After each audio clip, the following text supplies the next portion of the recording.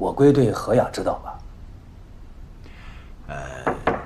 进来。局长，你找我？这不迟到了吗？就，他找你。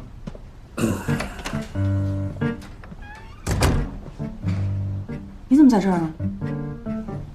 我怎么就不能在这儿？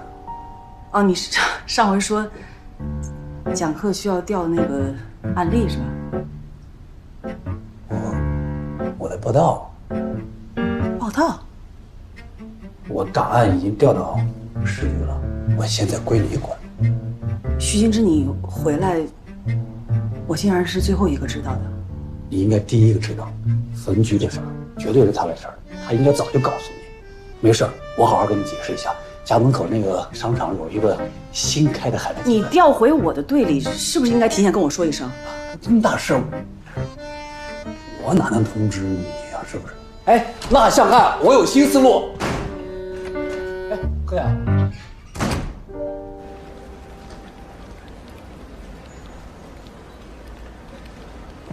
徐老师，您怎么来了？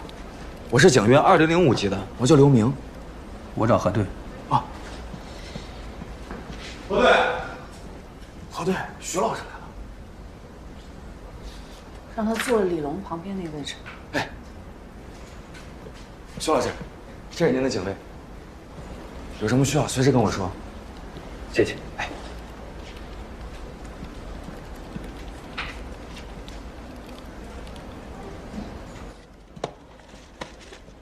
林哥，你以前跟徐老师一起办过案子啊？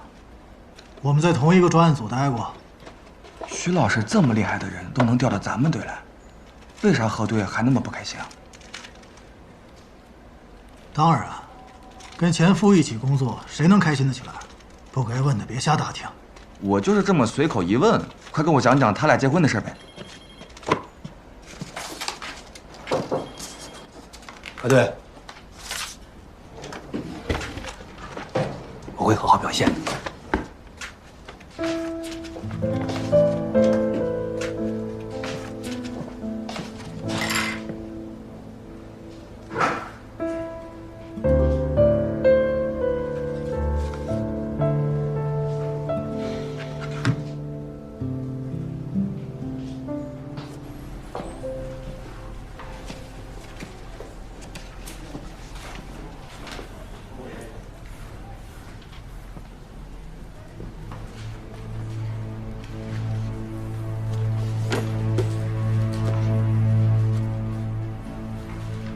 账本是不是在你啊？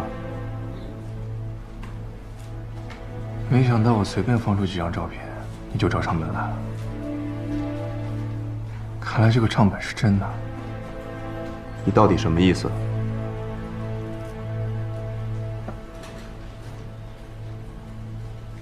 这什么书？我问你，账本在哪里？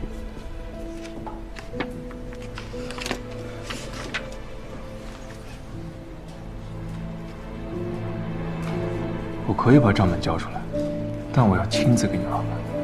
在此之前，你得先帮我做件事，怎么样？你没有资格见他，但你想做的事，老板说可以帮你。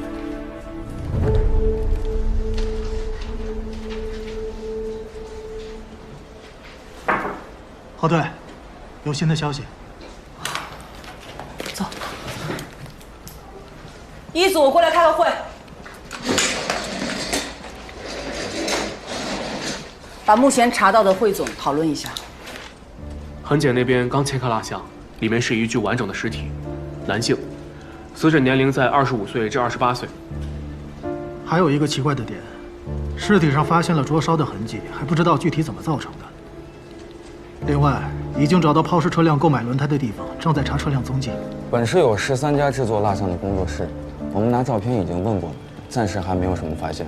但据专业的蜡像师说，每个蜡像师使用的材料比例习惯都不一样。我们让所有的工作室提供了他们制作蜡像的材料样品，技术科已经在化验了。失踪人口那边还没有查到符合条件的，已经往周边的城市扩大了。目前看最大的突破口就是抛尸者，接着找。一定要找到这个人，其他的人继续排查工作。是。哦，还有一件事情，许敬之，著名犯罪心理学专家，从今天开始，他暂时加入我们。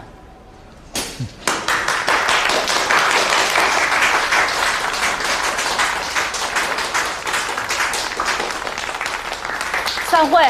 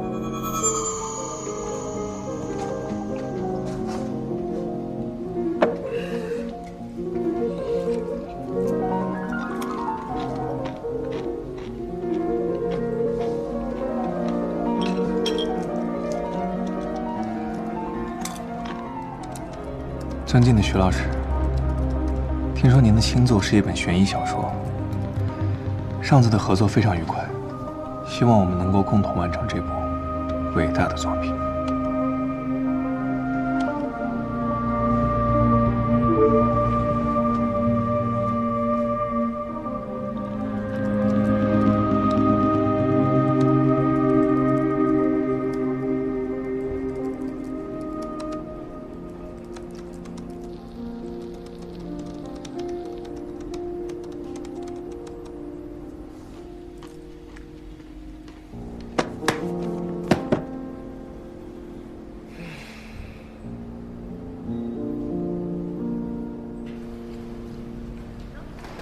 进山只有这一个路口，也只有这辆车换过轮胎。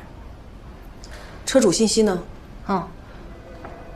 周辉，1.75米，身高对得上脚印，信息我给你们发手机上了。这么小的视频到底怎么看出来的？不会了吧？好多绝活呢！走了，查车去。哎，我跟刘明去查车，你跟着许敬之，地址啊发我手机上。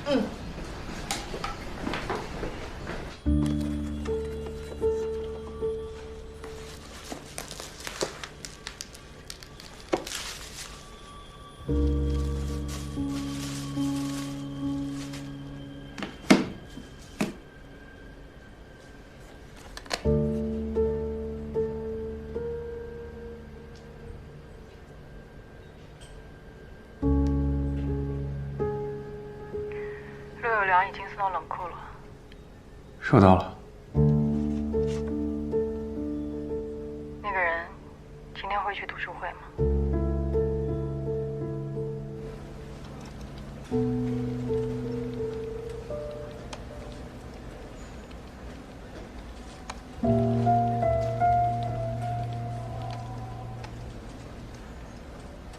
哎，小桃，你帮我查一下这个机主的基本信息，再帮我比对一个人，照片我放你手机上。好，谢谢。不客气。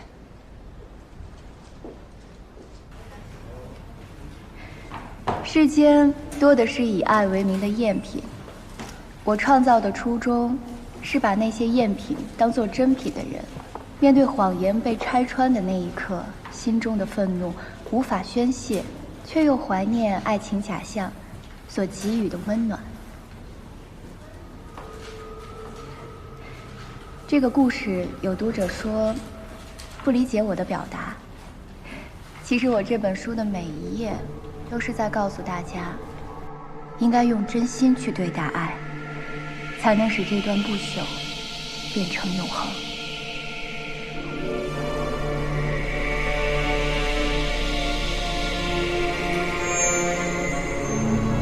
今天正好他当班，一会儿啊还有货要送呢。那辆灰色的卡车就是他的。哎，警察同志，他犯了什么事儿啊？你们自己看看啊。队长，哎。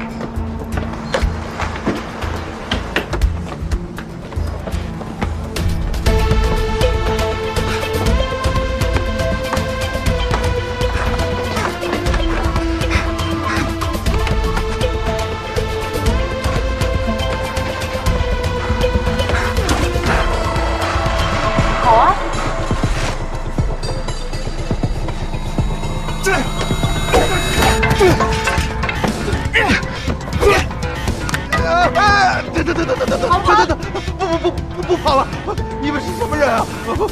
警察你也敢打？他精心设计的刀具挂在墙面，灯光照下来，原本静止的刀面纹格渐渐像活了一样。再次进入地下室，他重新掌控了这个空间，像他从未看到过的那个拥抱和他不曾尝试过的那个亲吻，他记得那双眼睛。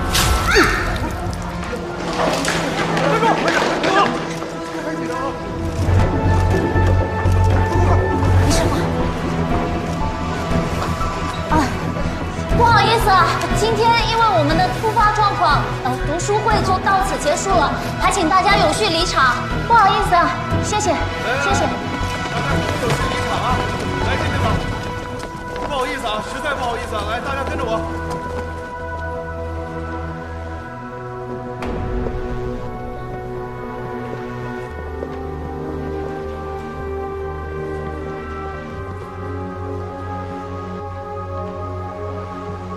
陈老师您好，能不能签个名？哎，不好意思啊，他现在不太方便。谢谢啊。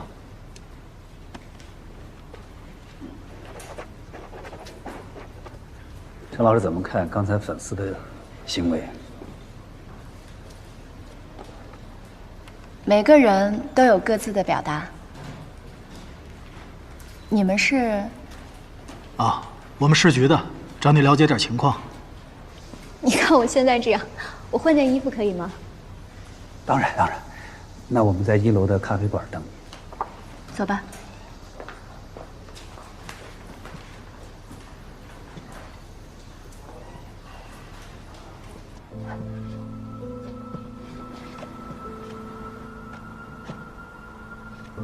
是不是觉得自己用水冲的挺干净的？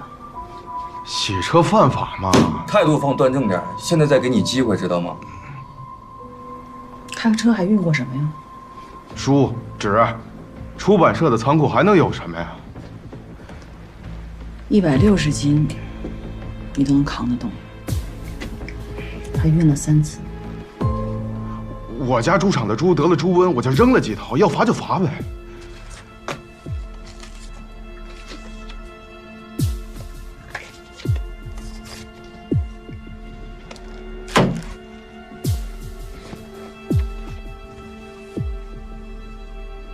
知道里面装了什么吗？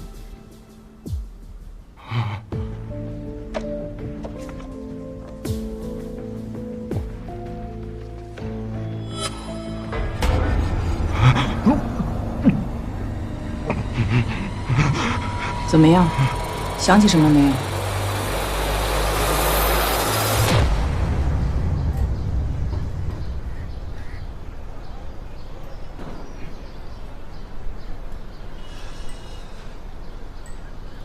哎，老徐啊，你这么适合一线，说你教书多浪费啊！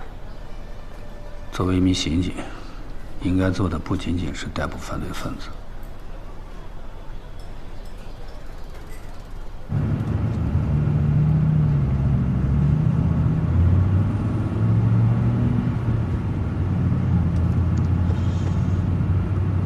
晨晨，你在跟谁说什么吗？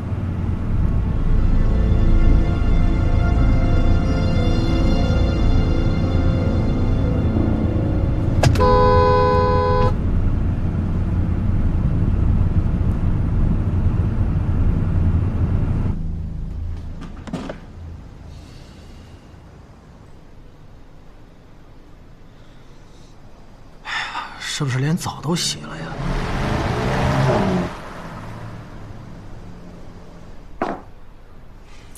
走吧。哎，徐老师，陆有良的手机信号一直在移动，而且在读书会附近。我知道了，好。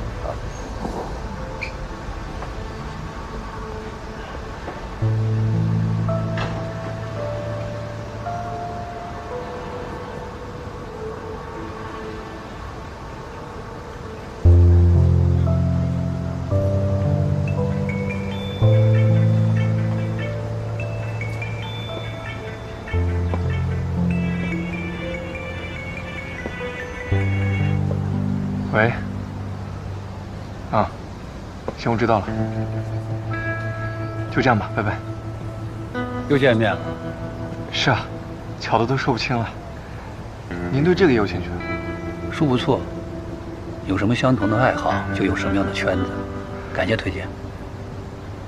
您误会了，我是徐老师的书迷，但也是陈作家的书迷。我出现在这儿，太博爱了是吗？多观而乐曲，挺好。这是什么意思啊？我在国外长大的。一句成语而已。有空的话，去我餐厅里面坐坐。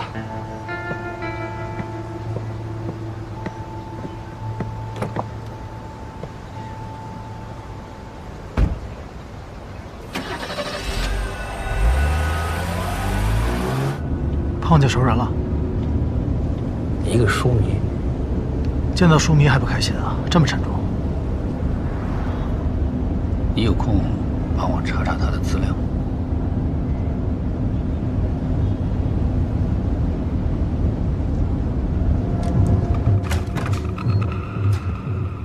怎么样了？我怎么这么糊涂？料到是料到，但是不承认和凶手见过面。为了点钱，我怎么可能？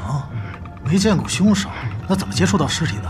警察同志，扔蜡像的事，我承认是我的错，我愿意承担一切后果。那是因为我欠了高利贷，他们拿我闺女威胁我，我没办法，才鬼迷心窍干了这事儿啊！他们找我，肯定是因为我经常给湖边一个度假村送货，找我的人说帮他扔一个人体模型，我一看有钱我就答应了。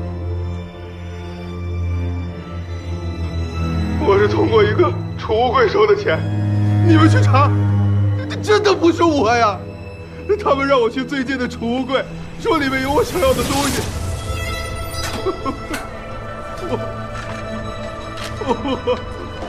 我真的是太缺钱了，出版社那间劳务根本就不够还高利贷的。我就是收钱丢了个蜡像，我到了河边好奇，撬开才发现里面是尸体，真的不是我杀的，我真的不知道是死人。如果我知道的话，你给我多少钱？你打死我也不会去的呀！为了点钱，我怎么就那么糊涂啊？我糊涂，我怎么这么糊涂？这相片还有点用啊。这个人并不是凶手。他要是装的呢？他就是抛尸的，真凶另有其人。他装上了。你们那边查的怎么样？唉，那小说里啊，描写的和抛尸的蜡像几乎一致，还有读书会的那身血，也是陈丹玲自编自导的，请人泼血造势。我们已经按规定警告过了。陈丹玲呢？给他打电话呢，是他保姆接的，说什么受了惊吓、发烧，需要休息，明天才能配合我们调查。唉，如果不是周辉，那这个写小说的嫌疑最大呀。明天陈丹玲来了，你和徐静之去审。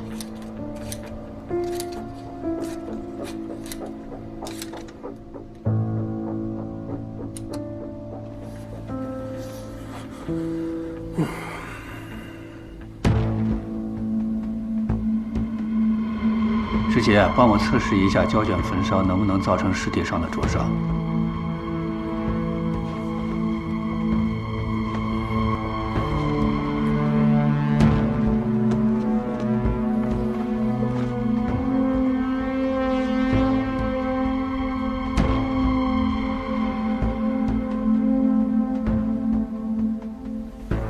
他终于意识到，如果他的爱是永恒的，那他的爱人就要不朽。只有将他的爱人制作成蜡像，他的爱才能永恒。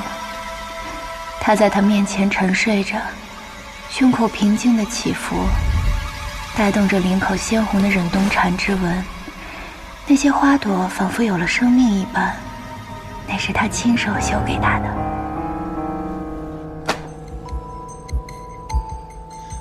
核对，陈丹玲的小说具有极强的病态报复心理，建议从他以及他周边的情感关系入手。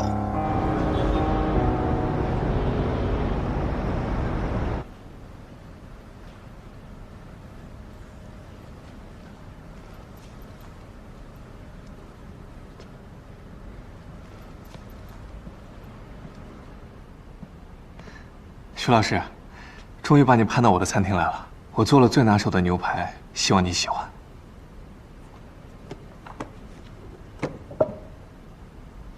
这样的速成牛排，给您再来上一杯烟熏味的阿玛罗尼，更合适。我还是白水吧。好。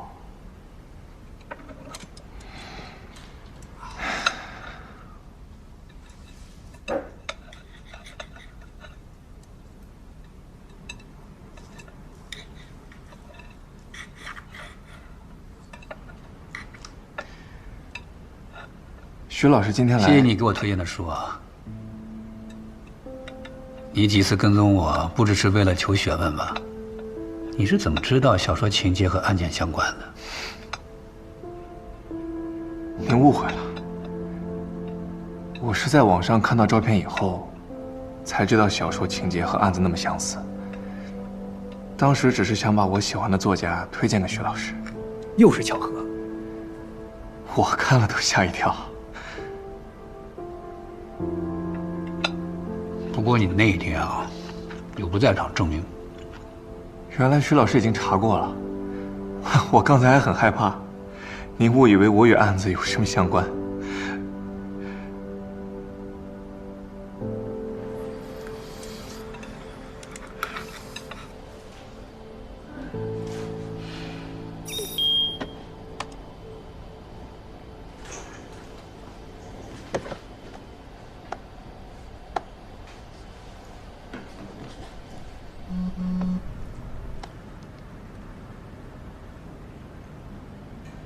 徐老师，庄明成资料我发您，他父母都是海外华侨，和您发给我的照片不是一个人。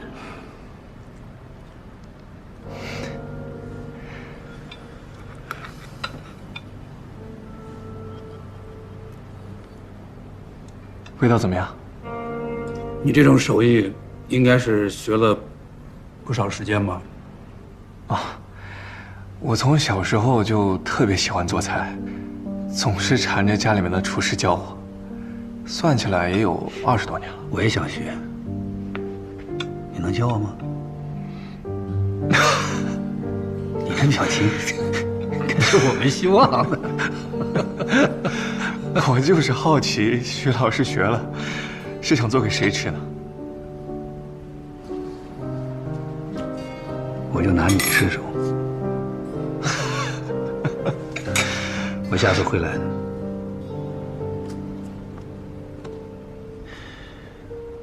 我下次还会来的。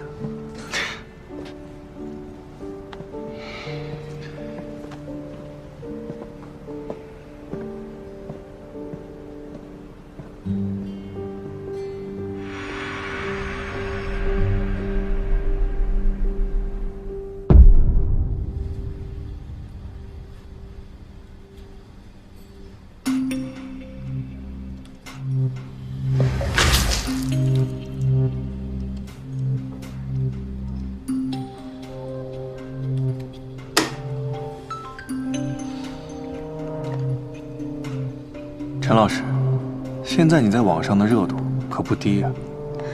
你还说会帮我，现在网上都是骂我的声音，我要这个热度有什么用？别在意那些，反转马上就要来了。先预祝你新书大卖。之前你做的非常好，你的才华马上就要被全世界的人看见了。你是我见过最洞悉人心的作者。哎，柳，咖啡。啊，谢谢尹哥。何队。哎，进。周辉交代的电话，还有收钱的快递柜订单，和接蜡像的仓库，同一个人。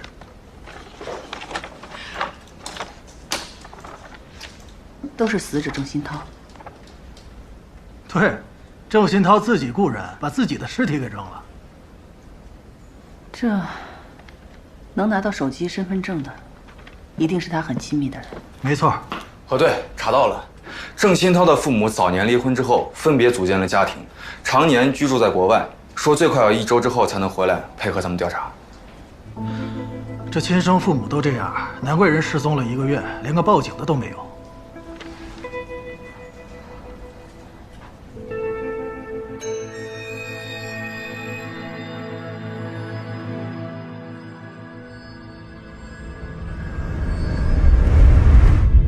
死者郑新涛从皮下出血点和呼吸道灼伤来看，最大可能性的死因是机械性窒息，但是舌骨没有骨折，排除被勒死的可能。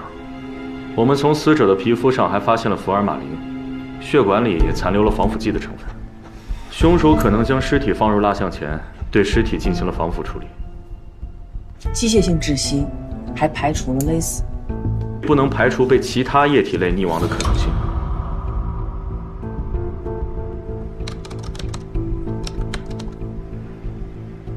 掏内脏灌防腐剂是制作标本的步骤，为什么把肠子留下？我们在大肠处也发现了刀口，只是恶心程度超过了想象。在做标本失败后，他又尝试着把死者封在蜡像里。今后黑色不明残片经过测试就是胶卷燃烧产生的，说明凶手杀人的时候不是以效率为第一要务。受害者的死亡状态呈现为人偶式，代表着收藏。那这么说，凶手具备了连环作案的可能性。还需要看触发凶手欲望的条件是否再次出现。继续往下查吧，着重排查郑新涛身边的亲近关系，尤其是陈丹玲。今天到这儿了。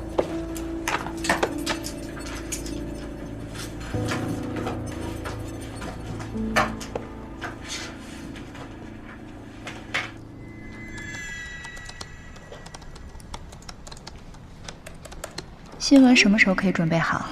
我很期待。这是新书的加印合同，印这么多，我们卖得掉吗？这你就不用管了。那个人的钱我刚刚全部结清了，以后这样的宣传咱们就别做了，风险太大了。只是去公安局交个罚款而已，相对于某些犯罪行为来说，这也太小儿科了。郑新涛的东西都处理了吗？扔了。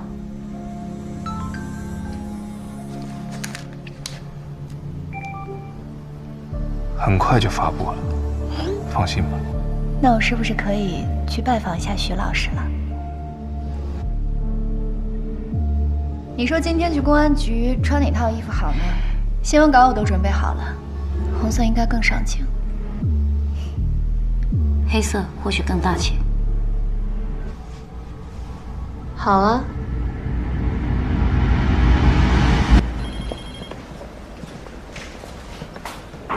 哦对，这一份是读书会现场客人的名单，这一份是郑新涛通话记录里可能和他有关系的女性名单。接下来还要做交叉排查，陈丹玲也在其中。以现在的信息来看，这个郑新涛的情感关系很复杂。要说情感纠纷是动机的话，那范围可太大了。爱而不得的女人，被横刀夺爱的男人，我看都有可能。好，这个蜡像是王哲，经常在国内国外两地跑。我刚查到他买了4天前回国的机票，人已经在国内了，就在陈丹玲定制蜡像的那个工作室。走了，辛苦啊。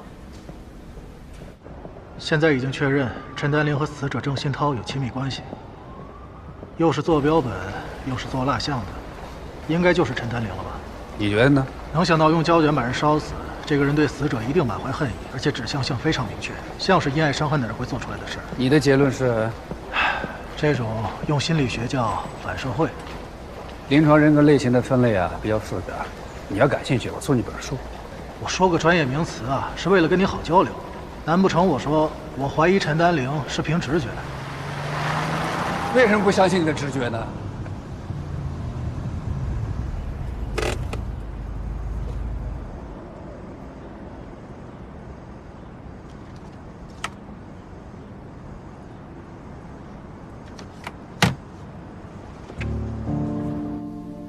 陈老师，先前我们只是想询问一些有关你小说的事情，但为什么当天你招呼都不打就走了？警察同志，是你们同意我回家换衣服的，又没说不可以今天来。这个见过吗？这个是半年前在简蜡像工作室定做的，是以出版社的名义，为了配合新书的宣传。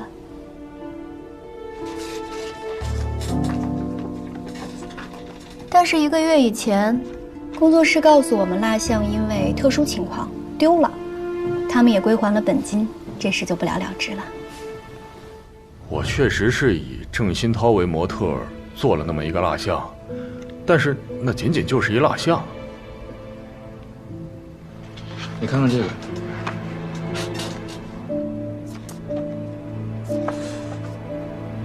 这就是我做的那个呀。这个蜡像我没做完，这郑新涛跟陈丹玲就分手了，然后王晨告诉我说不用做了，钱也不用退了，我就放那儿一直没管。我真不知道他丢了。人体能直接做成蜡像吗？不可能，你那是电影看多了。我做蜡像啊，为了保证这个素体的坚固，身体部分我是得特意放进一块玻璃钢的模型作为支撑，这样肯定就放不下一个人了。你说这凶手他怎么做到的？那既然蜡像丢了，你们没想着重新做一个吗？这种程度的蜡像得需要800个小时才能制作完成，半年是最短的时间了。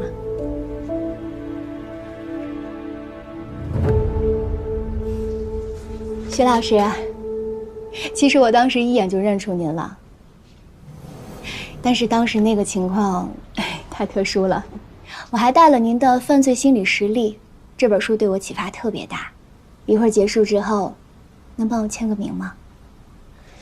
那个陈老师啊，我看你的小说啊，有一个桥段我记得很清楚，胶卷加热之后窒息杀人的手法，你这个灵感是从什么地方受到启发的？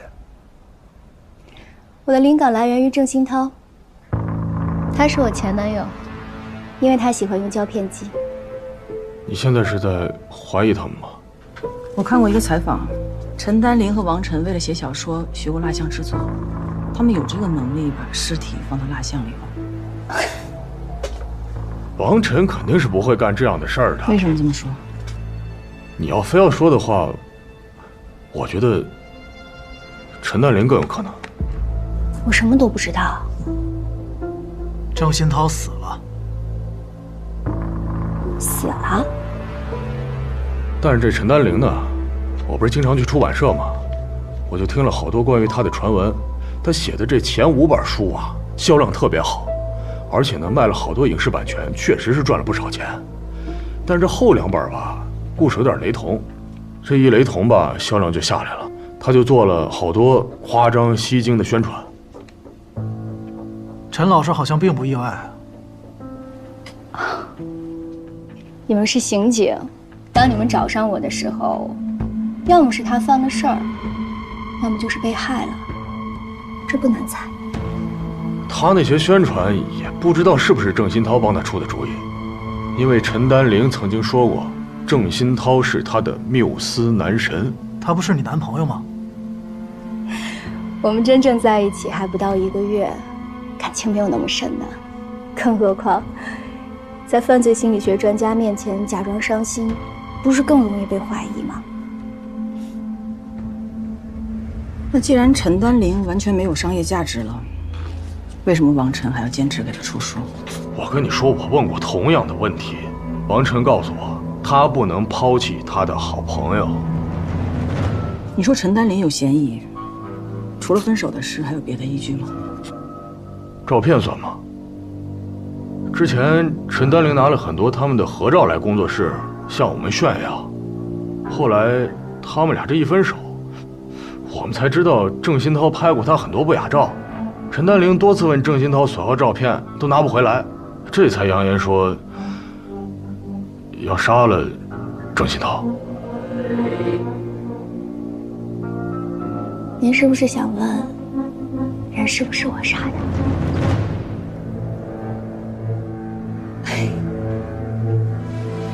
那照您的逻辑，这世界上存在的杀人手法都已经被写出来了，那就把所有写犯罪题材的作者都抓起来，这世界就太平了。凶手很有可能看过你的小说，也和你有接触。如果有什么线索，还希望你能够及时告知。没问题，我一定好好配合。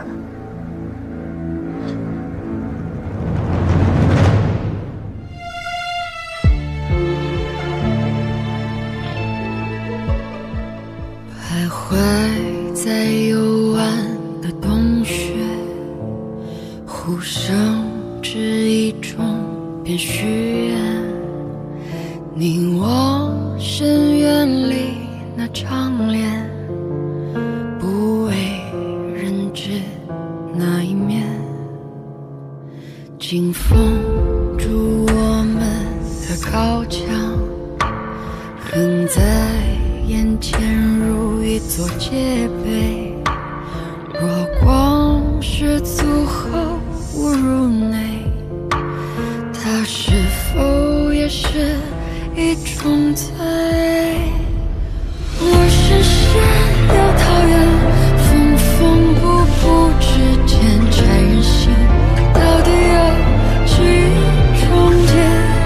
当睁开眼见黑夜，以为逃出升天，回头看这世界的迷宫，原来我深深又讨厌缝缝补补之间拆人心，到底有几重结？当睁开眼见黑夜，以为逃出升天，回头看这世界的迷宫，原来我活着又破裂，是真假之间走不出，灵魂将我围猎，会崩塌也重建，信念不可湮灭。我知道有出口会存在始终，深信不变。